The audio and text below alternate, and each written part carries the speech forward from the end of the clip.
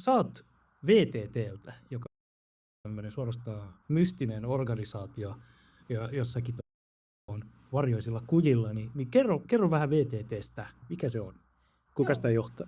Joo, eli VTT:hän on tutkimusorganisaatio, kaikille ehkä tuttu valtion teknologian tutkimuskeskuksena, missä koitetaan brändillisesti päästä vähän Koska se ei ole maailman seksikkäin nimi, mitä voi olla.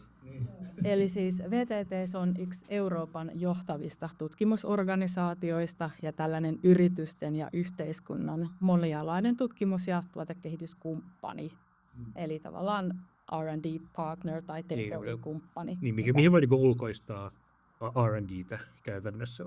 Kyllä. Voiko kuka tahansa olla teidän asiakas? Ei ihan kuka tahansa, että esimerkiksi yksityisenä toimijana ei, että jos joskus muistatte, että on ollut tällainen VTT-testaa, on testattu erilaisia tuotteita, niin sitäkään ei enää tehdä.